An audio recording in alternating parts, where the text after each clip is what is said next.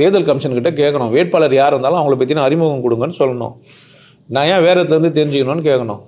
என் தொகுதியில் 10 பேர் நிற்கிறாங்கன்னா 10 பேர் பற்றின விஷயத்தை எனக்கு சொல்லு. இவர் எப்போ பிறந்தாரு, என்ன பண்ணார், என்ன செய்கிறாரு, இவர் சாதிச்சதுன்னா பொதுமக்களுக்கு என்ன செஞ்சார் நீயே சொல்கிறேன். நான் ஏன் அங்கே போய் கேட்கணும்? அவன் வளர்றானே, எங்களுக்கு என்ன வந்து பாஜக கட்சி கொள்கை என்ன படிக்க முடியுமா? எங்கன்னா பார்த்தீங்களா? கேட்டாங்களா மக்களே? நீங்கள் கேட்க வச்சிங்களா? உங்கள் கட்சியில் நீங்கள் கேட்டு வச்சிங்களா? உங்கள் மாவட்டத்தில் இருக்கிறவங்கள ஒருத்தரும் வேலை செஞ்சால் சரியாயிடும். நம்ம ஏதோ ஓட்டு போட்டோமா, காசு வாங்கணுமா, போனோமா, இல்லை காசு வாங்காமல் ஓட்டு போட்டோமா, நமக்கு வேண்டாதுன்னு ஒருத்தனை வானான்னு சொல்லி ஓட்டு போட்டோமா நினச்சிட்டு என்ன ஏன்றாங்கன்னு பார்த்துட்டு ஜெயிச்சிட்டாங்கன்னா. ஏன்னா சிஸ்டம் சரியாக இருக்கிறதுனால போயின்னுக்குறோம்.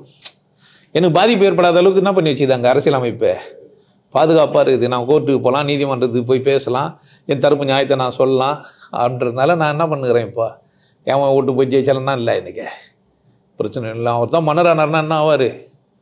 இது மாதிரி என்னை எதிர்த்து பேசுகிறவங்களாம் தலை இருக்கக்கூடாதுன்னா விட்டுருவானுங்க போலீஸ்காரெலாம் கூட்டும் போய். ஆல்மோஸ்ட் ஸ்டேஷனில் ஒரு கொலைகாலம் இருக்கும். போலீஸ்காரெலாம் என்ன ஆவாங்க அப்புறமா? இப்போல்லாம் அப்படி கிடையாது. கலெக்டர்கிட்ட உங்களுக்கு ஆர்டர் வாங்கணும் சுடுறதுக்கு. சும்மாலாம் சுற்ற முடியாது உங்களை டும்முன்னெலாம். உங்களுக்கு ஒரு எஃப்ஐஆர் போகிறதுக்கு கூட கவுன்சிலிங் கிட்ட போய் கோர்ட்டில் போய் ஆர்டர் வாங்கிட்டு வரணும். எஃப்ஐஆர் போட்டு பேர் கூட கேஸ் போடாமல் சும்மா வச்சுருவானுங்க பையில எடுத்து போய் பயம்புத்தணும். இது வேணால் கேஸ் செல்லாதுன்னு ஒன்று எந்த இன்ஸ்பெக்டரும் வெளியே எடுக்க கூட மாட்டான். செல்லாத கேஸ் எடுத்து என்ன பண்ண போகிறான்ட்டு.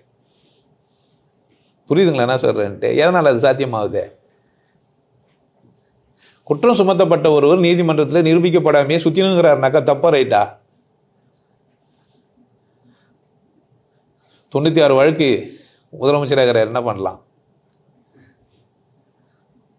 அதில் ஒரு பெருமை. யாரெல்லாம் வந்து இந்தியாவில் வாழ்கிற முதலமைச்சரில் யாரெல்லாம் குற்றப்பின்னணியில் யாரெல்லாம் எவ்வளோ விழுகிறாங்கன்னு ஒரு லிஸ்ட் எடுத்து போடுறான்.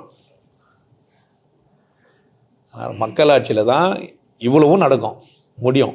நல்லது கெட்டது இருக்கும். மன்னராட்சியில் இதெல்லாம் சாத்தியம் இல்லைங்கயா, பேச முடியாது.